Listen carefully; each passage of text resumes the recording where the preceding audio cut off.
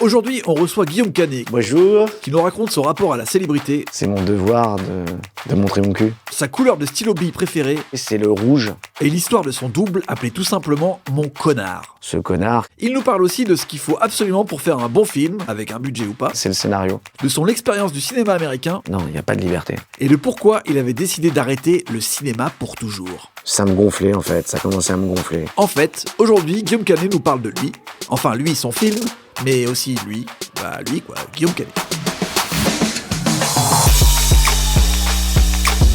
Attention, ceci est une interview longue de Guillaume Canet. Elle dure 55 minutes. Si tu as prévu de faire du repassage, la vaisselle ou d'aller pousser de la fonte à la salle, c'est le moment. Si c'est trop lent pour toi, tu peux appuyer sur le petit bouton en bas à droite et mettre la vitesse à x2. Sinon, fais-toi une petite tisane, installe-toi sur le canapé, détends-toi, c'est parti et c'est long quoi. Donc ma toute première question, le film Lui, tu l'as écrit dans quel contexte ? Je l'ai écrit d'une manière assez étrange parce que je l'ai pas écrit en fait au départ. C'était pas du tout parti pour écrire un film. J'étais en plein confinement, j'avais arrêté la prépa d'Astérix où on était tous un peu figés, un peu frustrés de cette énorme prépa dans laquelle on était parti déjà depuis plusieurs mois. Les décors étaient construits, on avait commencé à bien avancer. Et donc moi j'ai commencé le confinement en me disant que j'allais gagner du temps. Et j'aime bien cette idée que tout le monde soit au chôme du et que moi je puisse continuer à travailler pour gagner du temps. Donc j'ai bossé sur les découpages, sur storyboard, des animatiques et tout. Et puis à un moment j'ai compris qu'on n'allait pas reprendre tout de suite. Ça m'a plongé un peu dans un truc de dépression. Et je m'en suis rendu compte quand j'ai vu le temps que je passais chez Bricorama. Et puis un matin je me suis réveillé. Et je pense que l'introspection, l'état en fait dans lequel on était dans ce confinement, où on était empêché, vraiment. Et moi, qu'on m'interdise de travailler, qu'on m'empêche de travailler, je pense que je me suis tellement noyé dans le travail pendant des années que là, tout d'un coup, ça me fait réfléchir et on est face à soi-même. J'ai réalisé que je trouvais intéressant de m'adresser en fait à lui. À lui, c'est ce double en fait qu'on a des fois à l'intérieur de soi, cette petite voix qui nous rabaisse en fait, des fois qui nous tire vers le bas, qui nous met le doute. Franchement, qu'est-ce qui te fait penser que je couche avec ton pote ? Pourquoi tu fais ça ? Parce que c'est concret. Ça fait tellement de la peine, votre histoire. Je suis venu ici pour m'isoler. Excuse-moi, mon amour, mais l'artiste en panne d'inspiration qui part s'isoler, c'est un cliché. Et voilà. Et en fait, les choses se sont enchaînées comme ça. Et tous les matins, j'écrivais de manière fulgurante pendant 2-3 heures. Puis un moment, c'était la panne. J'allais bricoler. Et puis, j'avais des idées qui me venaient. Le lendemain matin, je réécrivais. J'ai fait ça pendant 3 semaines. J'ai écrit le film en 3 semaines. Donc, c'était totalement différent d'un format d'écriture ou d'une expérience d'écriture que j'avais pu vivre avant, quoi. Écriture automatique. Totalement automatique. Tu disais dans une autre interview, si tu fais pas sortir certaines images de ta tête, en gros, tu deviens fou. Là, c'était le même principe aussi, j'imagine, parce que c'était automatique et dans une espèce de... Non, mais je disais ça parce que dans le sens où je pense que j'ai besoin d'une manière ou d'une autre, soit en tant qu'acteur, soit en tant que auteur ou metteur en scène, d'exprimer des émotions, exprimer des sentiments que je ne peux pas et que je ne veux pas garder pour moi-même, en fait. Et du coup, je pense que c'est le propre de beaucoup d'artistes et dans plein de formes d'art que ce soit aussi la peinture. On voit des fois des périodes de peintres qui sont assez dark et on sent qu'ils ont eu besoin de lâcher les chiens, quoi. Et ce qui est paradoxal, c'est que c'est à travers à nouveau du travail que tu te permets de te projeter. Ouais, c'est ma forme d'expression. Ouais. Donc, c'est comme ça que je le fais. Mais encore une fois, le film n'est pas une autobiographie, ça reste une fiction. Ce qui est très intéressant pour moi, c'est que ce que je fais, c'est que je me sers en fait d'éléments personnels pour faire vivre et pour nourrir un personnage. Ce que font tous les auteurs et tous les metteurs en scène. Après, moi, on se demande si ça fait partie de ma vie ou pas, parce qu'il y a un côté voyeuriste qu'on n'aurait pas avec quelqu'un de pas connu, en fait. Mais moi, voilà, c'est mon devoir de montrer mon cul. On va passer à un petit format avec des questions de... Ouais. Comment ça va ? Bien. T'as fait quoi pendant la panne de Facebook ? J'ai fait complètement autre chose, j'étais pas du tout sur le portable et ça m'a fait beaucoup de bien. Comment tu mimes quand t'as besoin d'un briquet ? C'est quoi ta couleur de stylo bic préférée? La couleur préférée, c'est le rouge, parce que du coup, j'avais l'impression d'être un peu celui du prof. Tu te regardes souvent dans le miroir ou pas? Jamais.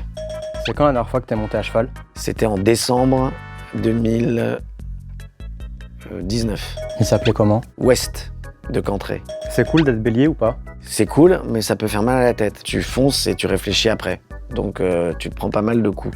Tu l'as vu combien de fois, lui? Une bonne quarantaine de fois. Est-ce quoi ton film que t'as le plus vu? Coup de tête. C'est qui ton perso préféré dans Astérix? Obélix. Dans quelle discipline tu penses, genre si on t'envoie au JO, tu pourrais ramener une médaille? Putain, ce serait très prétentieux si je disais un sport que je pratique en fait.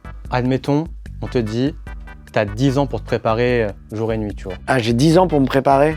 Le curling. Je veux pas t'influencer, tu vois, mais en 2024, il y aura le breakdance aussi. Ouais, pourquoi pas, le breakdance c'est une bonne idée. Quel adjectif te définit le mieux pour toi? Franc. Qu'est-ce qui te fait réfléchir en ce moment? Tes questions. T'aimes bien aller au karaoké? Tout seul. Est-ce que t'aimerais bien avoir une grenouille domestique? Pas fan. Ok. Si t'avais pas été acteur, et du coup, parce que forcément les acteurs sont beaucoup plus médiatisés et mis en avant que les réalisateurs, on aurait pu moins projeter... Ah ben on me demanderait pas si ce sont des moments de ma vie ou si c'est... Non, ça c'est certain. Ouais. Et on ne dirait pas non plus que... Enfin, on n'envisagerait pas que le film puisse être narcissique ou pas. Ouais. Mais bon, voilà, ça a des avantages aussi, quand même, de pouvoir jouer aussi dans son film. C'est que déjà, ça me permet de jouer un joli rôle qu'on ne m'a pas proposé jusqu'à présent. Donc c'est déjà... Il y a heureusement des avantages. Bah, du coup, la question, je suis quand même obligé de la poser, mais il y a quoi de lui dans toi? Il y a quoi de lui dans moi, ou plutôt de moi dans lui, tu veux dire? Toi dans lui, ouais, pardon. Ouais, c'est plus facile pour moi de dire qu'il y a de moi dans lui. J'ai l'impression d'être moins timbré, déjà. Il y a cette envie et cette nécessité vitale à un moment de se poser. Et il y a ce trouble, cette difficulté, cet empêchement à me réjouir et à être heureux. J'ai pas de raison réelle de me plaindre. Moi, je pense que je suis né triste. Et je pense qu'on peut naître triste comme on peut naître très heureux et on peut naître avec une envie. Alors, j'ai à la fois une envie de vivre et un esprit très combatif. J'ai des fulgurances, en fait. C'est-à-dire que j'ai des moments, des périodes de ma vie où je suis en grande confiance et où je suis inarrêtable et où je sais exactement ce que je veux et où je vais. Et puis derrière, il y a une période de what the fuck, qu'est-ce qui se passe, pourquoi j'ai fait ça et où je vais, et voilà. Des énormes montées, des descentes, on dirait de la drogue, hein, pour le coup, on dirait des prises de... Ouais, j'ai pas eu besoin de ça, j'ai jamais été drogué, même si ma mère s'inquiète beaucoup parce que j'ai fait une interview en disant que j'avais longtemps fumé des pétards pour bien dormir le soir. Donc maintenant, elle pense que je suis drogué. Quand tu dis en interview, justement, je connais bien le connard qui arrive à un certain moment du récit, de lui, tu fais référence à quoi, en fait? À ce double que j'appelle mon connard, qui fait de moi des fois un connard dans ma vie de tous les jours, dans mon entourage, enfin dans ma vie de tous les jours, avec mon entourage, avec ma famille, avec tout ça. À quel point on peut dire que tu l'as écrit un peu pour presque t'en débarrasser? C'est-à-dire le tuer presque dans le film Ah mais c'était le but. Il faut comprendre que, comme le dit le poème de Rumi, c'est qu'il est venu et que c'est comme un guide venu d'ailleurs pour t'apprendre quelque chose. Et si des fois il te fait réagir comme ça, c'est qu'il y a une raison. Moi je sais qu'il y a une grande partie de toutes les choses que j'ai faites dans ma vie et de tout ce que j'ai pu faire, des films et tout ça, que j'aurais jamais fait si j'avais pas eu ce connard qui m'avait rendu si pointilleux, si persévérant et si exigeant sur certaines choses, en fait. Et parfois, le connard, il a permis que tu fasses des films que tu regrettes maintenant ou pas du tout? Non, je regrette rien. Je regrette rien, je suis un bélier, donc je fonce et je réfléchis après. Donc ça fait des bosses, mais non, faut rien regretter, jamais. On apprend à chaque fois. Mais je me disais, c'est le premier film où tu évoques aussi ta nature d'artiste, ou de réalisateur, en tout cas, de créateur. Et on voit ce pianiste, justement, qui a du mal à trouver la bonne mélodie, quoi. Mm. Donc c'est la première fois que entre guillemets, que tu te mets en scène à travers Ouais. ce personnage-là. Ouais, parce que c'était une traduction, une retranscription un peu du confinement. C'est-à-dire que la page blanche, c'est aussi l'empêchement de travailler, quoi, de créer, en fait. Et le confinement, il y avait de ça tout d'un coup pour moi. Et c'est vrai que je trouvais très intéressant aussi de montrer cet homme qui va entendre le thème avant même de le composer, en fait. Et c'est de montrer à quel point, par ce qu'il va faire, d'aller courir, d'aller faire des activités, de rencontrer tout d'un coup, l'inspiration ne va pas venir là où il l'attend, en fait. C'est pas en restant devant la page blanche que l'inspiration vient. C'est pas en étant en train de s'énerver parce qu'il y a le radiateur qui glougloute à côté et qu'on se dit bah voilà, je peux pas travailler, il y a du bruit et tout ça et trucs et qu'on essaie d'obliger tout ça. La page blanche, il faut se lever et se barrer. Et en fait, c'est quand on se barre que ça vient. C'est quand on commence à marcher, quand on commence à fuir le moment de l'inspiration, à fuir le moment de dire qu'est-ce qu'on veut dire. J'ai une dernière question par rapport à ce film. C'est la première fois que tu diriges Mathieu Kassovitz. Et c'est une personne qui t'a un peu influencé aussi à tes débuts. Ouais, carrément. Quand tu vois La haine, t'as eu pas forcément un déclic, mais une envie en tant que... Ah ouais, si, carrément. Moi, je faisais des courts-métrages depuis des années en Super 8, dans ma chambre, avec la colleuse et tout ça, et en vidéo. Et je vais à l'UGC Normandie voir le film à 14h. Et je me prends une énorme tarte et je me rappelle du silence à la fin dans la salle. Et me dire... putain, mais en fait, je peux faire ça, quoi. De la même manière que lui a eu ce déclic sur le dernier combat quand il a été le voir avec son père et qui se dit, putain, j'ai 17 ans, il en a 23, bah, je peux le faire. Et ben moi, de la même manière, je me suis dit, il a, je sais plus combien on a de différence, mais il est pas si vieux, pas beaucoup plus vieux que moi. Je serais 6 ans de plus que Et moi, je pourrais le faire aussi. Et c'est vrai que ça m'a motivé et ça m'a conforté en fait dans mon envie et de ma capacité ma confiance en moi à faire un film, quoi. Ouais. On a une question longue à te poser. J'ai le droit de te tutoyer, moi aussi, ou pas? Bien sûr. Super. Donc, c'est une question... T'imagines, je te dis non, pas toi. Non, je te vous voyez, c'est pas grave. Coup. Je te mets juste un peu de contexte, comme ça, tu vois, t'as tous les éléments pour répondre après. Ouais. Fin février, c'est la cérémonie des Césars. Ouais. T'es bien habillé, t'es content, tu vois, t'arrives, salle Playel, à la cool, tout se passe bien. Tu croises plein de potes à toi que t'avais pas vu depuis longtemps. Tu croises Jean Dujardin, vous papotez un peu. Et il t'explique qu'en gros, il en a un peu marre du cinéma. Et il se lance dans la production d'une marque de chewing-gum fait en France et tout. Et là, il te dit, ouais, Guillaume, voilà, par contre, toi, t'es la MIF, on se connaît bien. J'ai tous les goûts avec moi. Je veux que t'en goûtes un, tu choisis lequel. Il a tous les goûts de chewing-gum, tu vois. Ouais. Faut que tu choisisses juste un goût de chewing-gum. Tu choisirais quoi?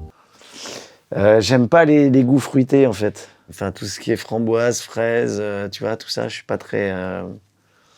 Mais par contre, je veux bien goûter ce que t'as fumé, en fait, avant de poser ta question. Non, je dirais menthe. Ok, bah, je lui transmettrai. Voilà. Mais c'est bien qu'il se lance dans le chewing-gum, Jean. Ouais, il kiffe apparemment. Ouais. Ouais. Je sais pas, il a tweeté hier, du coup, on rebondit dessus. Hein. C'est bien. On reprend le long. J'ai une petite parenthèse Astérix et Obélix, justement, parce que c'est un film qui t'a un peu coupé dans ton élan artistique. T'as un budget de 60 millions d'euros, même plus, 65 je crois. Comment on se dit qu'on va faire une bonne comédie avec autant d'argent? En fait, ça se passe pas comme ça par rapport à l'argent. En fait, l'argent, bizarrement, on se rend compte que très très rapidement, tout le budget explose, en fait. C'est-à-dire que ce qui coûte de l'argent là-dedans, c'est l'ambition du film, en fait. C'est-à-dire que et quand tu verras le film, tu verras d'ailleurs qu'il a coûté le même prix que le précédent, mais je pense qu'à l'image, on voit plus l'argent, en fait. C'est-à-dire que moi, je voulais de ce film-là un film très très ambitieux avec des grandes scènes de bataille, un vrai voyage, un film d'époque, un film d'époque, oui évidemment, mais un film d'aventure épique, avec des scènes de kung-fu au câble, avec des trucs, des grandes scènes d'action, de cascade. Et donc tout ça, rien que quand tu fais des scènes de bataille avec 500 figurants, c'est une inertie et une difficulté à mettre en scène qui prend beaucoup de temps et du coup de l'argent. Et puis parce que c'est des films aussi où, au niveau des décors, au niveau des costumes, au niveau de tout ça, ça coûte énormément de blé.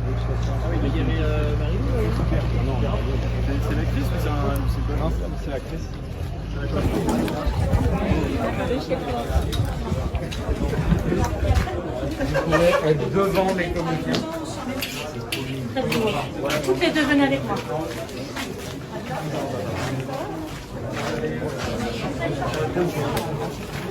C'était un peu ça ma question, parce que comme tu dis, il y a une inertie qui est énorme. Enfin, c'est presque, tu mets en place presque une bureaucratie dans ce film, entre guillemets, mais comment on fait pour être drôle avec cette inertie qui peut être lourde et froide et empêcher? Un scénario.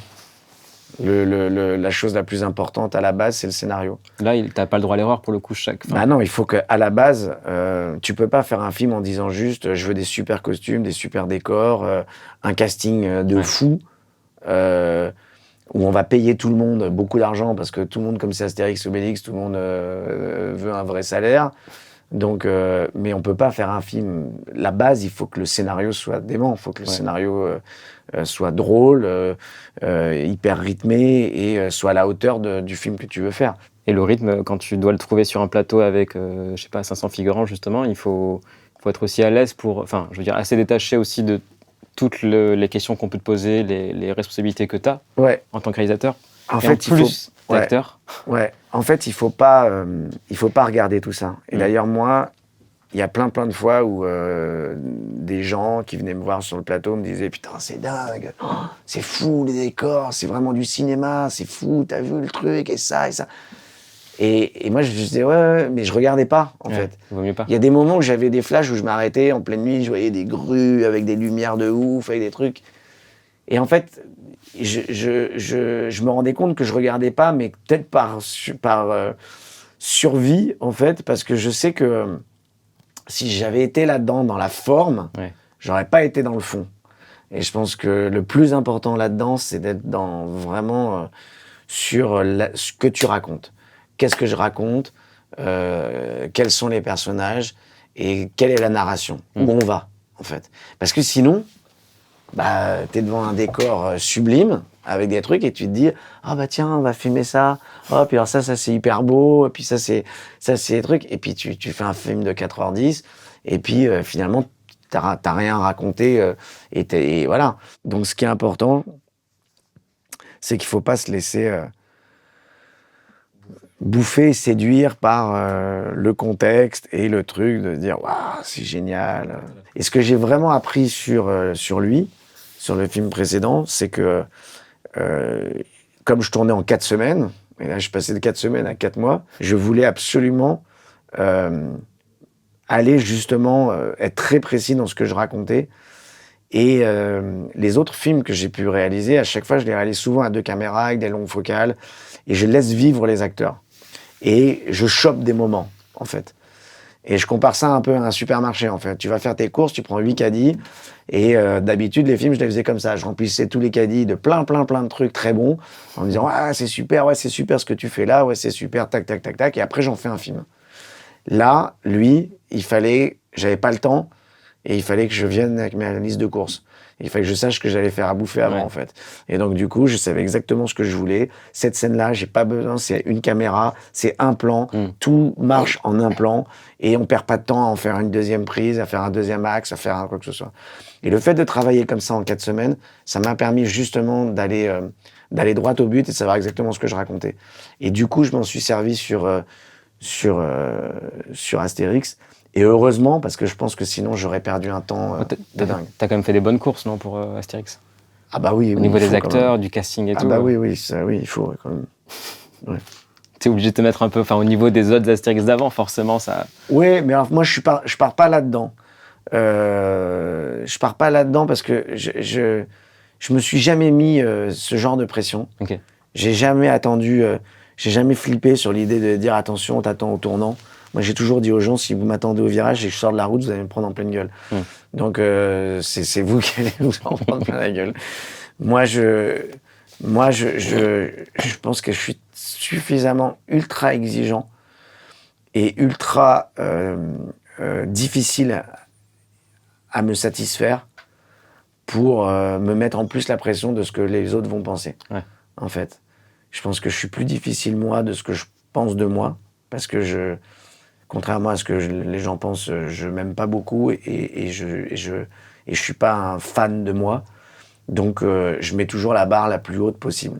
Voilà. Ça veut pas dire que le résultat est formidable, mais en tout cas, je me mets suffisamment, moi, la pression. Du coup, ça peut expliquer un peu l'autodérision, parce que je voulais parler aussi forcément de ce film, de Rock'n'Roll.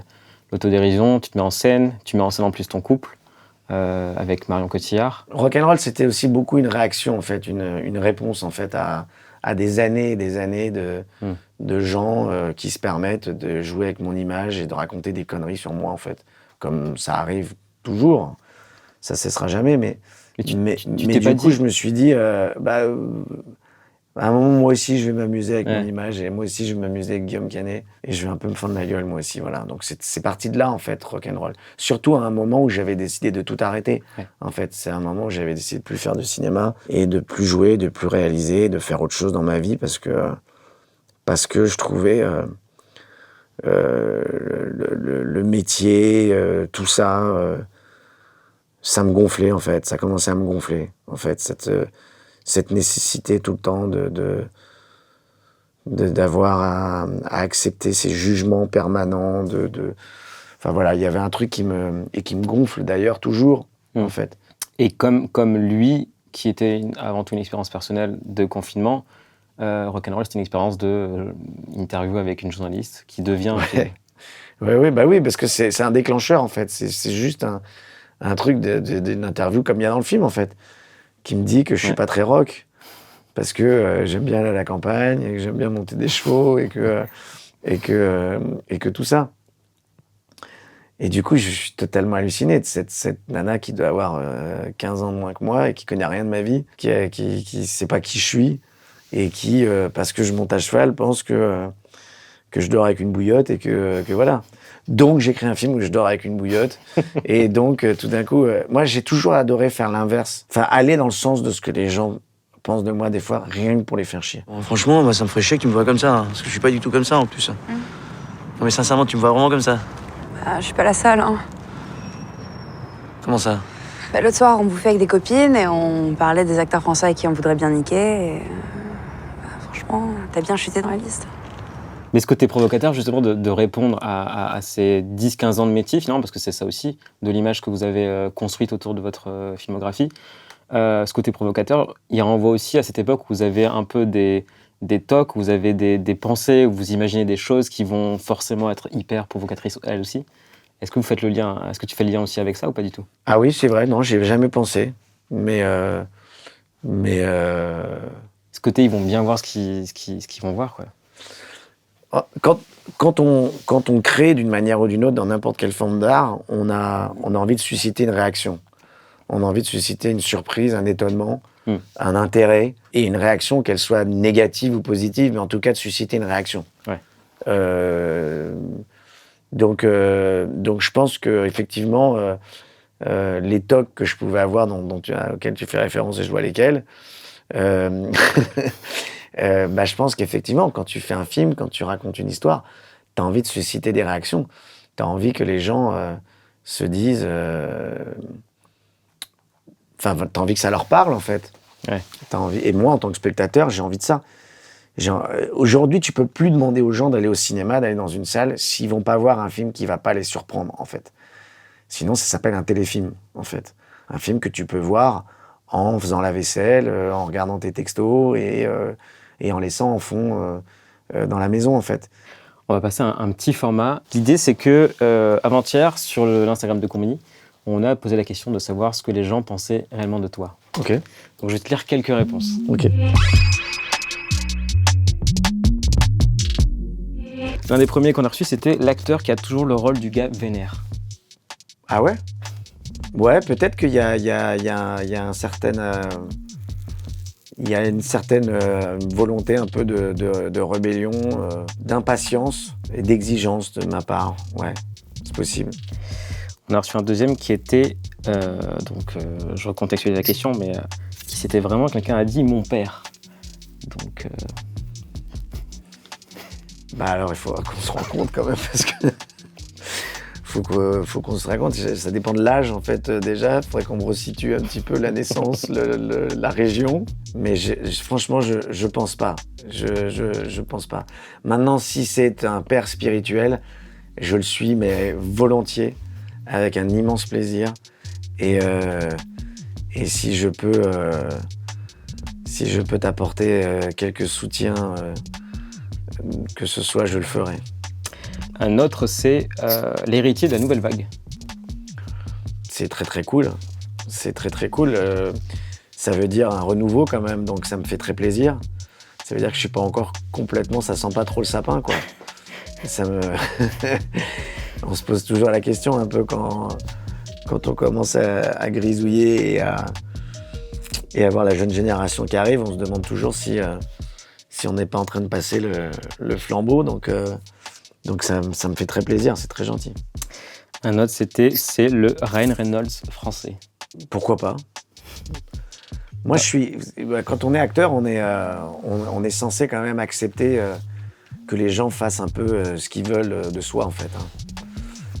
Si on peut éviter de faire des poupées gonflables avec ma gueule, je préférerais, mais en tout cas, si les gens me voient comme un Ryan Reynolds, pourquoi pas ? Pourquoi pas ? J'ai rien contre Ryan Reynolds, je trouve qu'il a plutôt une bonne tête, il a l'air plutôt cool, il a l'air très amoureux, ça a l'air d'être un bon gars, un mec assez... Non, franchement, je le prends plutôt bien. Okay. Il y en a eu un peu plus critique, c'était l'ego à la française. Ouais, peut-être. J'ai jamais compris et su comment faire ce métier sans un peu d'ego. Après, il faut pas que cet ego, il empêche de savoir qui on est et qui on est, ce qu'on est et ce qu'on fait. Moi, je crois qu'en mathématiques et je crois qu'on a ce qu'on mérite, en fait. Un autre, c'était prêt à abandonner un tournage pour retrouver le chat de ses enfants. Abandonner un tournage, quand même, c'est dur parce que quand on a une équipe entière qui bosse c'est chaud de quitter un tournage. Mais prêt à tout pour ses enfants, ouais, quand même, ça c'est sûr. Donc le chat, en l'occurrence, je pense que je peux le récupérer, le retrouver sans quitter le tournage. Et on en a un petit dernier, c'était juste écrit de droite. Ah oui, alors moi je suis pas... J'ai un vrai problème avec la politique. C'est-à-dire que je suis en train de changer, je suis en train d'évoluer, en fait, par rapport à ça. Mais je fais un rejet total de la politique et des politiques. Donc désolé, si de droite, ça veut dire que j'ai de l'argent, oui, j'ai de l'argent. Parce que je travaille beaucoup depuis des années. Après, encore une fois, les gens me voient comme ils ont envie de me voir. Et si cette personne a envie de me voir comme un acteur de droite, on peut pas, de toute façon, changer la manière dont les gens nous voient. Et s'il a envie de me voir comme ça, il me voit comme ça. Moi, je sais qui je suis. Je connais mes valeurs à moi. Je me suis jamais exprimé sur mes intentions de vote parce que je trouve que c'est pas ni intéressant ni très intelligent. Parce que je pense qu'un acteur, il faut qu'il puisse être justement ce qu'on a envie de faire de lui. Moi, ça me fait chier en fait quand je vois un acteur que j'aime bien tout d'un coup me donner ou parler à la télé de ses convictions politiques, parce que tout d'un coup, je n'arrive plus après à le voir dans les personnages dans lesquels je le vois d'habitude, en fait. Donc voilà. Non, je suis vraiment pas de droite et je suis vraiment pas de gauche et je sais pas vraiment ce que je suis. Je suis un citoyen qui a envie de se battre pour que on arrête de nous raconter des conneries. Et je pense qu'il serait temps d'arrêter de tchatcher, mais de faire. Et moi, je pense que je fais suffisamment. Voilà. C'était clair. En 2012, donc, tu réalises Blood Ties, premier et unique film que tu tournes aux États-Unis. Mm-hmm.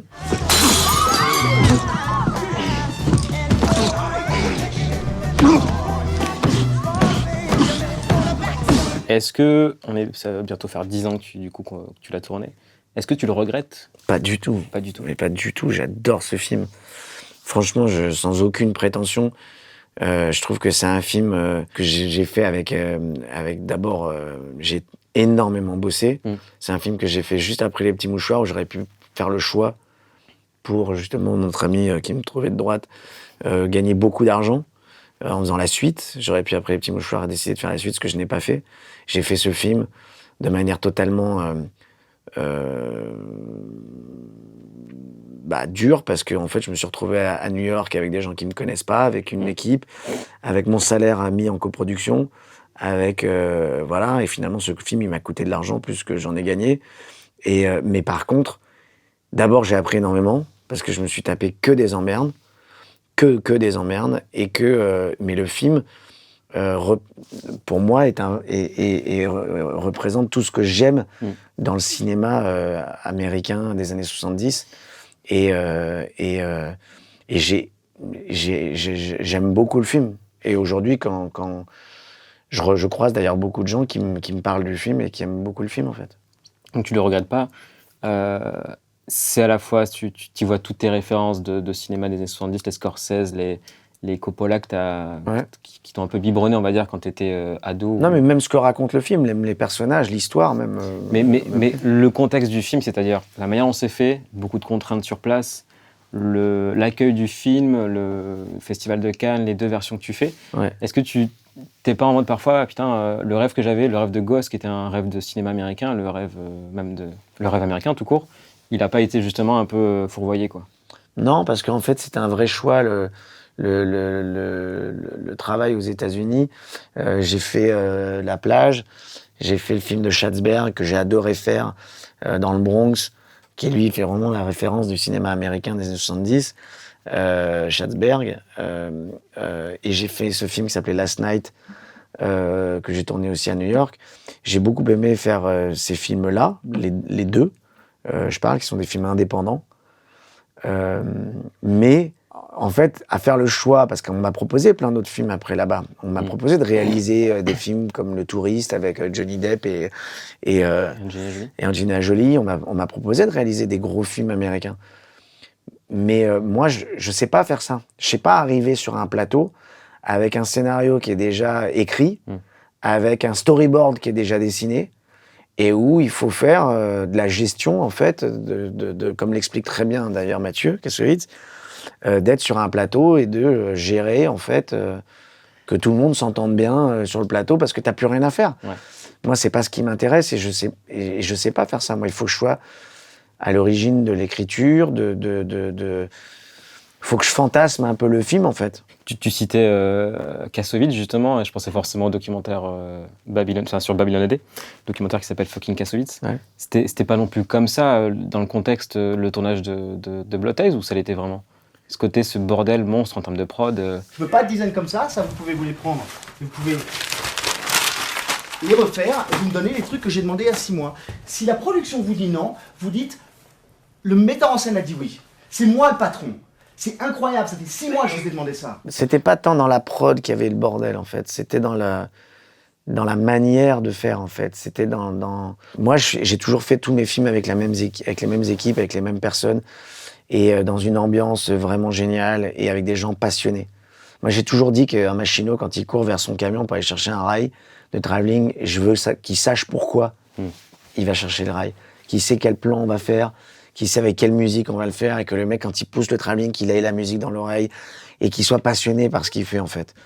Là-bas, j'ai vu que des mecs qui bouffaient des Dwitch, qui étaient à la table régie, et qui en avaient rien à foutre de ce que j'étais en train de faire et du film que j'étais en train de faire. Quand on voulait bouger une chaise qui était dans le champ, il fallait un quart d'heure, parce que moi, j'avais pas le droit d'aller la bouger, sinon j'allais avoir une amende, et qu'il fallait que d'abord on trouve le mec, l'accessoiriste, qui au bout d'un moment, on le retrouve, et qui est en train de bouffer une glace. Il arrive, on lui demande de bouger la chaise, et finalement il nous dit que c'est pas une chaise à lui, que c'est une chaise du Art Department. Donc il faut appeler Jim du Art Department, et que Jim arrive et bouge la chaise, et qu'il nous a fallu 15 minutes pour bouger une chaise qui est au milieu du champ. Ouais. Et que si moi je vais la chercher et je la bouge, j'avais une amende. C'est comme toi, j'avais des amendes quand je parlais aux gens sur le plateau. Si je parlais à un figurant, j'avais une amende. Moi, je peux pas faire des films comme ça. C'est pas possible. Les figurants, il faut que je puisse leur parler, les diriger, leur dire des choses. En Mais fait. c'est un peu paradoxal justement par rapport à toute l'idée qu'on se fait des États-Unis d'une forme de liberté. On pense forcément au grand paysage et tout. On se dit que cette liberté, on l'a aussi sur un plateau. Non, en mais fait, la liberté, il n'y a pas de liberté dans le cinéma aux États-Unis. C'est la liberté de marcher avec des menottes, si tu veux, mais c'est pas... non, il n'y a pas de liberté. Les seuls qui ont trouvé la liberté, c'est des génies comme Alfonso Cuarón ou comme Inarritu, qui ont fait un pôle très intelligent et très fort, et que leur ont dit, voilà, maintenant, il y a un mur, vous nous balancez l'argent, puis nous, quand on a fini le film, on vous balance les films par-dessus les murs. Et voilà. Mais il faut être Inarritu et Alfonso Cuarón.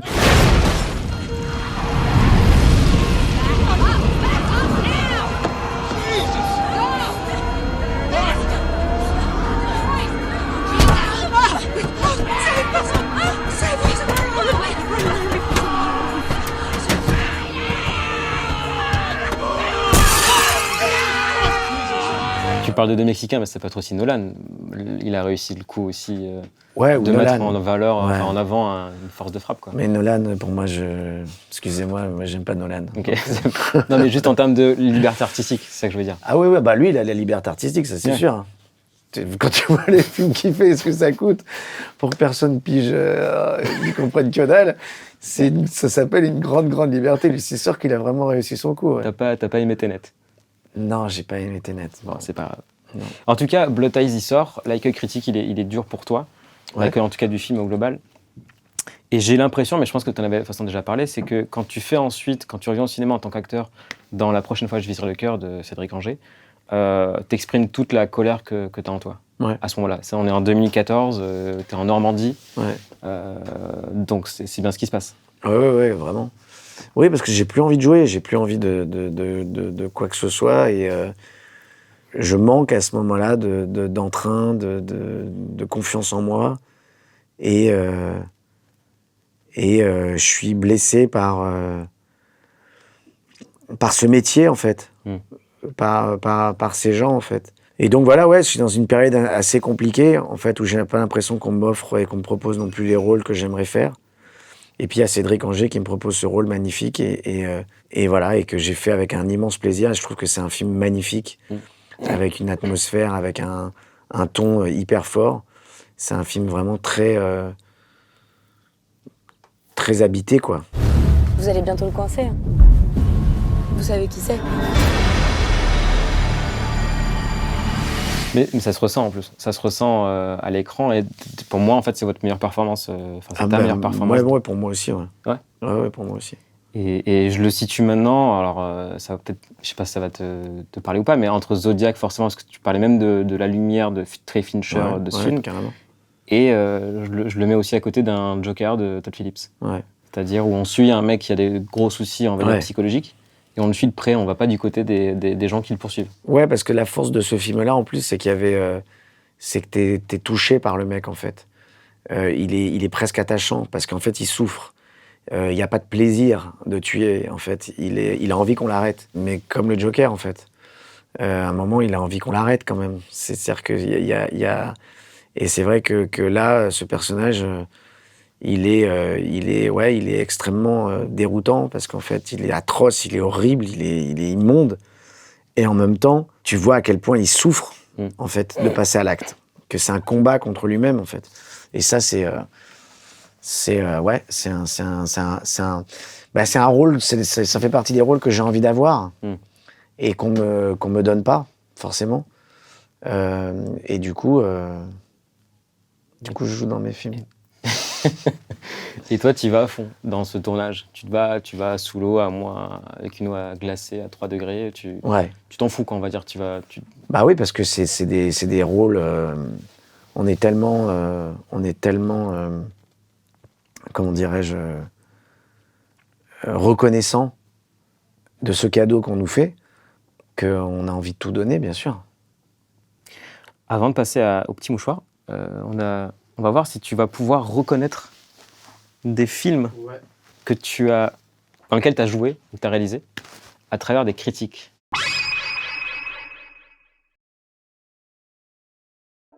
L'accent marseillais du cheval rend ses répliques incompréhensibles. Japlou. Ouais. Mais il parle pas marseillais. Faut changer de drogue, en fait, pour la personne qui a posé cette question. Le film est un peu un défenseur de la maxime suivante. Quand l'amour de votre vie existe, peu importe quand vous serez avec lui, si c'est l'amour de votre vie, vous serez avec lui, même s'il faut attendre longtemps. Donc c'est une histoire d'amour, jeu d'enfant. Ouais. Le film de gonzesse par excellence. Film de gonzesse par excellence. Last Night? Non. C'était jeu d'enfant aussi. Ah, jeu d'enfant. Ouais, petit piège. Ouais. Eh bien, je m'attendais à une catastrophe. C'est pas trop le cas. Putain, ça peut être sur beaucoup, ça. Je sais pas, il s'attendait à une catastrophe. Et c'est pas trop le cas, donc c'est pas Vidocq. Ça peut être tellement de films. C'est vrai. C'est un film avec un mec qui fait de la radio. Ah, mais oui, je l'ai pas vu, d'accord. donc je sais pas. Les morsures de l'aube. Ouais. Pas de quoi fouetter un chat, mais de quoi passer un petit moment agréable. Bah, c'est pareil, c'est quand même très très compliqué. C'est-à-dire que ça pourrait être sur tellement de films, en fait. C'est vrai. Je sais pas, j'en sais rien, franchement, je vais dire rock'n'roll. Non, c'était Les Petits Mouchoirs. Ouais. Du coup, un moins vague. Très bon film. Je fus étonnamment surpris en le voyant. Quel suspense, quelle fin. Cela faisait longtemps que le cinéma français n'avait pas pondu un film pareil. Ne le dis à personne? Ouais. Un film magnifique dont on ressort pensif et mélancolique, comme lorsque les vacances sont finies et que la réalité qu'on avait un peu oubliée revient comme un boomerang. Ah bah, je vais te dire Les Petits Mouchoirs. Non, Non? Nous finirons ensemble? non, pense bien au boomerang. La plage? Ouais. Ça fait 11 ans que maintenant que les petits mouchoirs sont sortis. T'en as donné une suite il y a 2 ans. Avec le recul maintenant, comment tu le perçois? Est-ce que c'est un film très personnel? C'est un film où...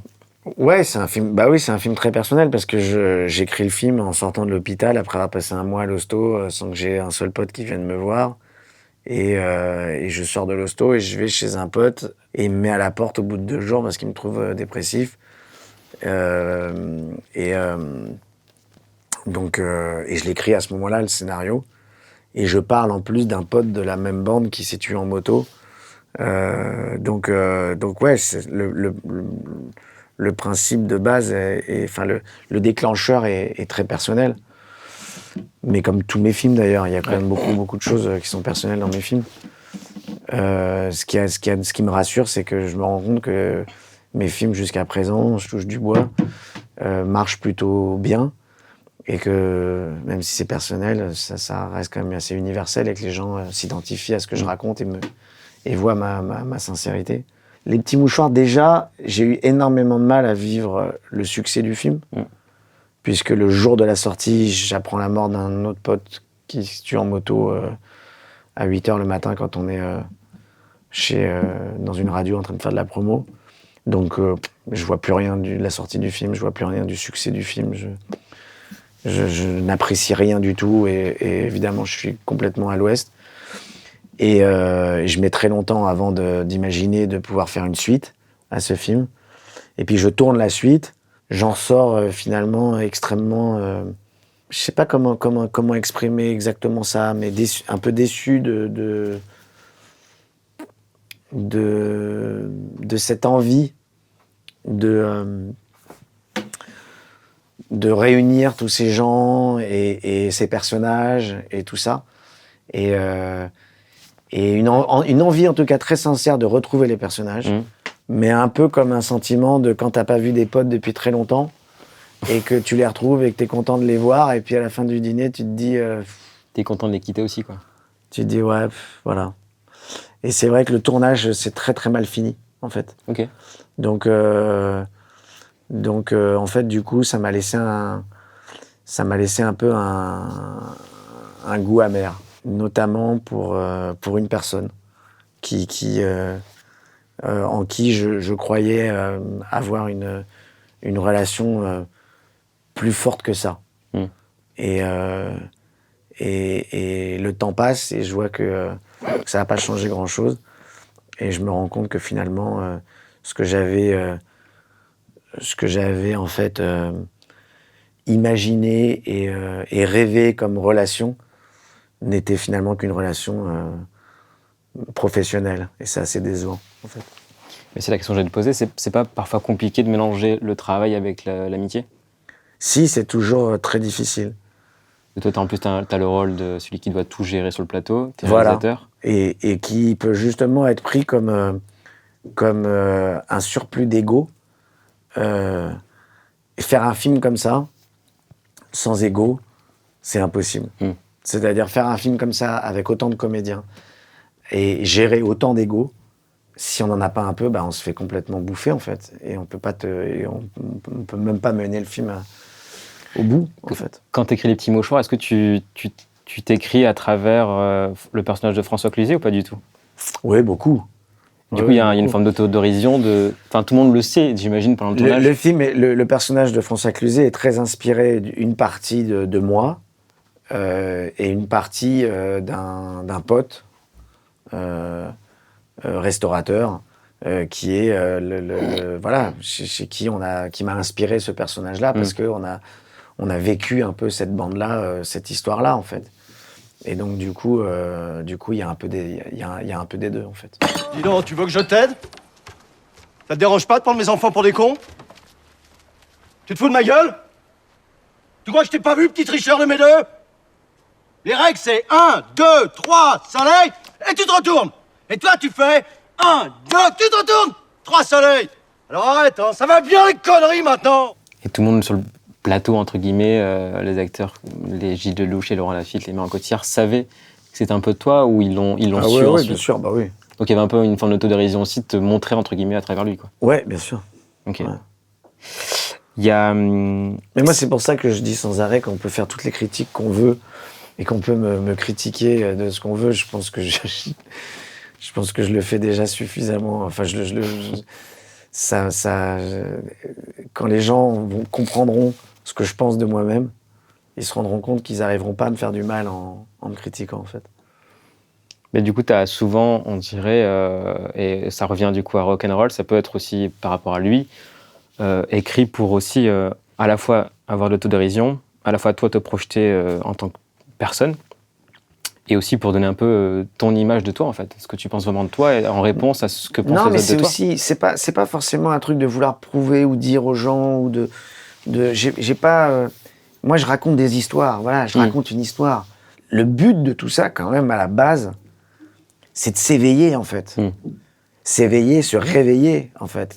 Moi, je pense que si on fait ce métier-là, on fait ce métier-là aussi pour passer des messages, sans partir dans un truc de trop spirituel et tout ça. Mais on est quand même là pour divertir d'abord les gens et ensuite leur faire passer un message et les faire réfléchir. La peinture, la musique, le cinéma, c'est fait pour émouvoir les gens, les faire avancer dans leur vie, leur faire comprendre certaines choses d'eux-mêmes. Et moi, comme je comprends des choses de moi-même, comme le dit Kassovitz dans le film, quand il dit « observer, c'est déjà changer », eh ben, j'observe des choses et je les retranscris. Et j'espère que les gens qui vont voir lui vont peut-être ressentir le truc en se disant « Putain, mais moi, ça fait des années que je vis avec ce connard et qu'en fait, je sais pas comment le gérer. » Peut-être qu'ils auront la réponse en voyant le film. C'est ça qui m'importe. C'est pas de dire... c'est pas de gagner de l'argent, c'est pas d'être le meilleur acteur au monde, c'est pas d'être le meilleur réalisateur au monde. De toute façon, je m'en suis fait une raison. Maintenant, j'ai compris que les prix, c'était plus pour moi. Mais voilà, maintenant, sinon j'arrête ce métier.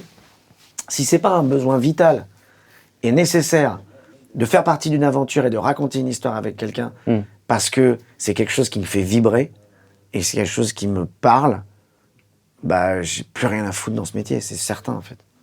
Les 2 premiers films, tu les fais en plus, pour moi en tout cas, avec cette ambition-là. C'est-à-dire, tu as une ambition, mais tu le relis à quelque chose qui t'est personnel. Je pense forcément à mon idole, évidemment, et ne le dis à personne. Il y a quelque chose d'une envie de montrer. Mais tous mes films. Ouais. Tous mes films, j'ai toujours fait de manière viscérale. Et il n'y a jamais eu une raison... une mauvaise raison. Ouais. À partir du moment où tu fais les choses de manière viscérale et naturelle, c'est une bonne raison. Comme une envie de pisser. C'est naturel. Voilà. Tu vas pas pisser pour faire plaisir à quelqu'un. Non. Bon, voilà. Donc moi, je fais pas des films pour faire plaisir aux gens. et ni pour me faire plaisir à moi. Je ne bois pas du vin dans des bols. Voilà. Mon idole, tu le fais en réaction quand même à l'après-Vidoc. Petite phase de désert, on va dire. Bah, 1 an ouais, en fait, c'est surtout la prise de conscience que en fait, j'ai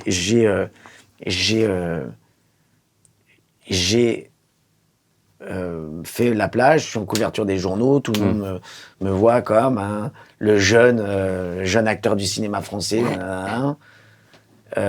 Ça t'emmerde ça à l'époque quand tu vois ça ou... Mais oui, parce qu'il n'y a aucune raison en fait, parce que je suis en maillot de bain sur une plage, j'ai rien à jouer, j'ai 15 jours de tournage sur un film où je suis resté pendant 4 mois à fumer des pétards et à faire de la plongée sous-marine, et du coup je rentre et c'est le Frenchie, le truc et tout. Derrière j'ai un rôle qui est Vidocq dans lequel je suis très mauvais, et là derrière il se passe plus rien, mais j'ai pas fait suffisamment de films pour me relever de cet échec. Donc là, pendant 1 an, il se passe plus rien, on me propose plus de scénario, plus rien. Puis à un moment, je me dis, mais t'as jamais voulu être acteur? Au départ, je voulais être metteur en scène. Ouais. Et je me suis mis à faire l'acteur parce que je payais mes courts-métrages en faisant des films en tant qu'acteur, ou des pubs, ou des choses comme ça. Et c'est ça qui me payait mes courts-métrages. Donc on peut dire que la plage Vidocq, c'est un peu des moments d'égarement, quoi. Presque. Dans ton parcours de cinéaste. Ah bah oui. Tu te rends compte que c'est pas du tout ça que tu veux faire. Non, mais en même temps, c'est des moments qui ont été très importants pour moi, qui m'ont vachement apporté. Ils m'ont vachement appris, en fait. Donc du coup, derrière, quand je fais mon idole, je dis voilà, c'est ça que je voulais faire. Ouais. Et du coup, j'ai créé un film sur la notoriété, sur la célébrité, sur tout ça. Oh, c'est l'enfer, ce truc. Détends-toi, laisse-toi pénétrer par la vitamine D6. Elle agit sur le moral. C'est le tien, c'est celui des autres. C'est très désagréable de voir quelqu'un de pâle. Un homme de télé toujours bronzé, c'est une question de respect. Ah bon? Bien sûr. Et chaque film que j'ai fait derrière sont des films qui ont tous été des films faits de manière totalement viscérale et avec un vrai besoin de raconter quelque chose. Ne le dis à personne, on sent que tu veux monter d'un cran, quoi. L'idée, c'est d'enfoncer le couteau, on va dire, dans l'idée que voilà, t'es cinéaste et tu vas aller jusqu'au bout du truc, quoi. Ouais, mais il y a aussi le fait que je suis en plein divorce et que je vis très très mal cette séparation et que je lis ce bouquin qui est une histoire d'amour incroyable, mêlé à un sujet très très fort qui est la mort et qui est un sujet qui est inhérent dans tous mes films. Et du coup, il y a ce besoin viscéral de raconter cette histoire.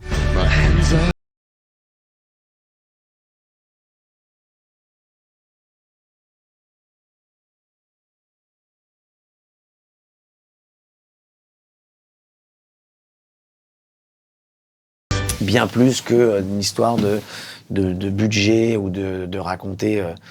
Enfin voilà, les budgets, ils vont avec les histoires qu'on raconte en fait. C'est pas un truc où on se dit tiens, j'ai envie de faire un énorme film en fait. Ouais.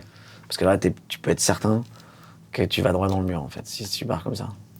Après tous ces films et jusqu'à maintenant du coup avec lui, est-ce que tu te dis ou est-ce que tu t'es rendu compte à quel point faire ces films, les réaliser, les tourner, être dedans parfois, ça t'avait aidé à te construire toi en tant que personne, à résoudre des problèmes ou des questions que tu te posais?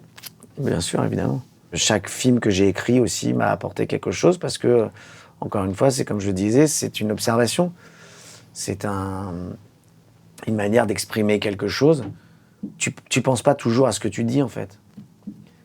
Mais quand tu dis, tu réalises que tu as pensé à quelque chose. Et ça, c'est un truc qu'aurait pu dire Jean-Claude Van Damme, mais c'est aussi un truc qui, je pense, est vrai. En fait, ce qui est intéressant, c'est les choses qui nous échappent. C'est ça qui est beau, en fait. C'est les choses qui sont pas tout le temps réfléchies, en fait. Et je trouve que ce qu'il y a de beau dans le cinéma, c'est ça. C'est de pas être tout le temps que dans la réflexion, mais d'être dans l'instinct et dans l'insouciance et dans l'inconscience. À partir du moment où tu réfléchis trop, tu fais un travail qui est consensuel et tu le fais pour des mauvaises raisons. Et j'ai une dernière question, mais comme une question longue, comme tout à l'heure. T'es dans ton lit, tu vois. Tu te réveilles, mais t'es fatigué. Tu comptes faire une grasse mat. Tu comptes vraiment passer le week-end au lit, limite, tu vois, en mode hibernation. C'est mon rêve déjà là. Déjà là, tu me mets. Tu vois, je te mets bien. Ouais, déjà, tu me mets super. Et genre, tu te lèves parce que tu te dis, vas-y, je veux quand même un peu de lumière de soleil, vitamine D, tout ça. Tu ouvres tes rideaux. Ouais. Tu comptais vraiment être déconnecté du monde, mais en te levant, tu vois ton téléphone, il vibre. Et là, waouh, c'est Al Pacino, tu vois. Donc tu décroches. Pour le bien de l'histoire, il parle français, ok? Et il a à peu près ma voix. Et en gros, tu décroches et il te fait « Ouais, bah salut Guillaume, en gros, là, je voudrais faire un film centré sur moi et ma nouvelle passion, à savoir le beatbox, et je veux qu'il soit entièrement réalisé à l'iPhone 4. » Tu lui dis quoi? C'est très curieux. Moi, tu me dis, par exemple, il y a un film qui va se faire avec Al Pacino qui fait du beatbox. À l'iPhone 4. À l'iPhone 4.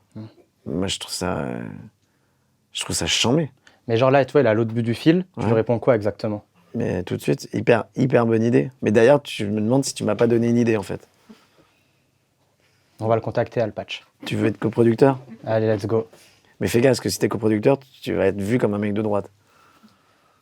Ah mais c'est pas grave, c'est moi qui avais posé la question. T'as déjà essayé de démarcher Al Pacino pour un film ou pas? Non, mais on m'a proposé à un moment un film on voulait me faire un film avec Al Pacino, De Niro et DiCaprio. Tranquille. Et qui était Le Clan des Siciliens. Ok. Ils voulaient faire un remake de ça. Et c'était évidemment une très très mauvaise idée, en fait. Mais les trois étaient déjà partants ou c'était juste un projet? Non, c'était un producteur qui voulait essayer de monter ce projet. Et toi, tu t'es pas dit, ah ouais, peut-être bien, on va essayer, on peut? Bah, si vraiment ils avaient eu tous les trois envie, bon, j'aurais peut-être réfléchi un peu plus au truc, mais quand même, sur le papier, ça sent quand même la loose, quand même. Eh ben, je pense qu'on a fini. Voilà. Ça va, ça allait, c'était pas trop chiant? Non. Bah, moi, c'est surtout, est-ce que t'as aimé ou pas? Ah ouais, je trouvais ça super. Franchement, ouais. Bah, c'est agréable quand on a le temps de... De s'exprimer. De s'exprimer un peu, ouais.